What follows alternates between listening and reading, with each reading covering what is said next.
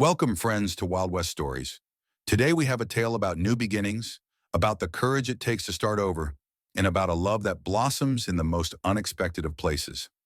So settle in, get comfortable, and let's dive into our story. Please don't forget to subscribe and ring that bell for more tales from the heart of the Old West. The letter that changed Clara Mae's life arrived on a Tuesday. It was tucked between a bill for thread and a circular from the general store. For 10 years since her parents had passed, Clara Mae's life in a small, damp corner of Boston had been a repeating pattern of gray days. She was a seamstress, and a fine one at that. But her world had shrunk to the size of her small rented room, the clatter of her sewing machine her only constant companion. At 38, with hair the color of autumn leaves threaded with the first signs of moonlight, and eyes that held a deep, quiet kindness, she was considered a spinster, a permanent fixture in the background of other people's lives. The photograph she had sent to the matrimonial agency was 5 years old, taken on a rare sunny day when hope had felt like a tangible thing. The letter was from a Mr. Bartholomew Vance of Golden Valley, a place she could only imagine. He wrote of a sprawling ranch, of skies so big they could hold a person's dreams, and of his need for a wife to make his large, empty house a home. His words were practical, not poetic, but in them, Clara Mae saw a sliver of a chance for sunshine, for open spaces, for a life larger than the four walls that enclosed her. With a trembling hand and a heart full of fragile hope, she packed her few belongings, her sewing shears, and a small pouch of her mother's favorite flower seeds into a single suitcase. The journey west was a revelation. The world unfurled before her, from the crowded, smoky cities of the east to the vast, waving grasslands of the plains. The rhythmic clatter of the train was a lullaby of progress, carrying her further and further from the life she knew. When the train tracks ended, she boarded a stagecoach, a bone-rattling vessel that tossed her like a ship in a storm. But Clara Mae didn't mind. She stared out the window, mesmerized by the raw, untamed beauty of the land. She saw herds of bison that stretched to the horizon and watched eagles carve lazy circles in the endless blue sky. For the first time in a long time, she felt small, not in a lonely way, but in an awestruck way. Finally, the stagecoach sighed to a stop in the town of Golden Valley. It was aptly named. The late afternoon sun bathed the single dusty street in a warm, honeyed light.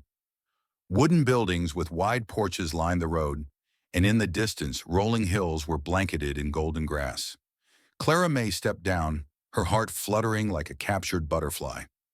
Mr. Bartholomew Vance was waiting by the town's main store, just as he'd promised. He was a tall, serious man, with a face that looked as though it had been carved from unyielding stone. He watched her approach, his eyes sweeping over her, and the hopeful look on her face slowly withered under his cold, appraising gaze. The frown on his face deepened with every step she took. "You are Clara Mae?" he asked, his voice as stiff and formal as his posture. "Yes," she said, her own voice soft as a whisper. "And you are Mr. Vance. It is a pleasure to meet you at last." He cleared his throat, his gaze shifting away from her to the distant hills of his own property. "My letter, you see, it was quite specific. I was expecting someone younger. The photograph you sent must have been from some time ago. This is not the arrangement I had in mind." The unspoken word older hung in the hot, still air, as heavy and sharp as an axe. The friendly faces of the townsfolk who had gathered to see the stagecoach arrive now looked at her with a mixture of pity and embarrassment. A hot blush crept into Clara Mae's cheeks, a feeling of shame so profound it stole her breath. "I am a very good cook," she said quietly, her hands twisting the handle of her suitcase. "And I can sew anything from a patch on a shirt to a wedding dress. I know how to make a house a home. I am a hard worker." "I am sorry for your long journey," Mr. Vance said, tipping his hat in a gesture that was more dismissal than courtesy. "But I must call our arrangement off." He turned without another word and walked away, his long shadow stretching behind him, leaving Clara Mae standing alone in a cloud of dust and shattered dreams. The world seemed to fall silent. All she could hear was the frantic beating of her own heart. A single tear escaped and traced a clean path through the dust on her cheek. Just then, A kind, steady voice spoke beside her. That wasn't a very neighborly welcome. She turned and saw the town blacksmith. He was not as tall as Mr. Vance, but he stood with a quiet strength, his shoulders broad from his work. He had strong, gentle hands stained with soot, and his eyes were the color of a clear blue sky. My name is Ben Carter, he said, and his smile was so warm and genuine, it made her feel a little better right away. Don't you mind Mr. Vance. He's a man who only sees what he expects to see, and he misses the best things that way. Come, let me help you with your bag. The inn is just here, and the owner, Mrs. Gable, makes a fine stew. You will be my guest tonight. Clara Mae looked from his kind face to his offered hand and felt a tiny flicker of hope return. She nodded, unable to speak past the lump in her throat, and let him lead her away from the prying eyes and whispers. That night, in a clean, simple room at the inn, Clara Mae cried. She cried for her foolish hopes and for the humiliation she had endured. But as the moon rose over Golden Valley, a new feeling began to take root in her heart. Determination. She was a practical woman, and she would not be defeated. The very next day, she used the last of her coins to buy flour, butter, and cinnamon from the general store. The smell of her baking soon drifted from the inn's kitchen, a sweet, comforting aroma that drew in curious townsfolk. Her cinnamon rolls were the best anyone had ever tasted. Soon, the whole town was lining up to buy her baked goods. Remembering her true skill, she put up a small, handwritten sign, Clara Mae's Fine Sewing and Mending. The women of the town who had seen Mr. Vance's cruelty were eager to support her. First it was simple mending, but they soon saw the artistry in her work. Her stitches were so neat and perfect, her sense of style so elegant, that they began asking for new dresses. She opened a tiny shop in a rented room, and with her needle and thread, she began to stitch a new life for herself. Her little shop became the coziest, most cheerful spot in Golden Valley. Ben Carter was a regular visitor. He never showed up empty-handed. One day he brought her a beautiful, sturdy iron hook he had forged for her shop sign. Another day it was a small pot containing the flower seeds from her suitcase, which he had carefully planted for her. He never mentioned the day she arrived or Mr. Vance. Instead, he'd ask about her life back east, listen to her stories, and tell her funny tales about his clumsy but lovable dog, Rusty.